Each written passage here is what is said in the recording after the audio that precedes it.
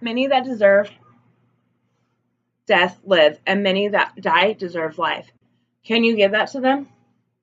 Then why be so eager to deal out death and judgment? Dear Tolkien, Fellowship of the Ring. Much controversy surrounds the death penalty. Whether you're for it or against it, the fact is, death penalty plays a key in 30 out of 50 states in the US. There are 5 types of execution. There is hanging, electrocution, lethal injection, gas, and firing squad. Today I want to talk to you about the death penalty and why I'm against it. We will discuss the morality of the death penalty, the cost, the failure to deter crime, and those sentenced to death who were later found innocent. First, we're going to talk about the morality of the death penalty. It is not morally or religiously excusable to take someone's life, no matter what he or she has done. One of the 10 commandments is, "Thou shalt not kill." Murder is wrong. We are taught at such a young age this truth. Jesus did not teach us an eye for an eye, but rather that we should love one another as Christ has loved us.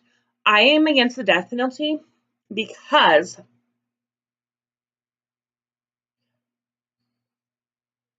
I myself am not without sin, thus cannot judge. How can one atone for their sins if they are put to death? I know not all of you are religious, so let's consider the factor of the cost of the death penalty versus a life sentence. As you can see on the slide here, the cost of the death penalty estimated medium is $1,200,000, where the estimated medium for a case not ending in the death penalty is $740,000. That's a major difference. We as taxpayers have to pay for this. Wouldn't you like to keep an extra little bit of that money in your pocket? Definitely something to consider. If you answered no to the money aspect and the morality aspect, consider this. Does the factor of the death penalty really play into the rate of the crime and the criminal offense one is committed? Does the death penalty deter crime? Well, as you can see on the slide here, the answer is no. And in fact, most states where the death penalty is have higher rates of crime. And most of those people who committed crimes are mentally unstable. So whether the death penalty is in play or not has no consequence to them, as they, in that moment, are not mentally able to understand the consequences that they will face later on.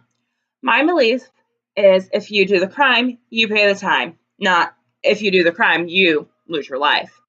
Lastly, if none of this persuades you, consider those sentenced to death who were later found innocent.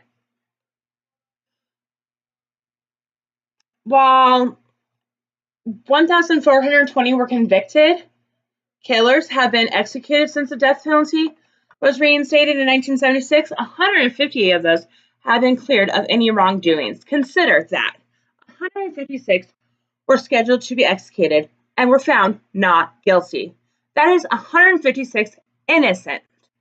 Flesh and blood that would have been put on my hands, on your hands.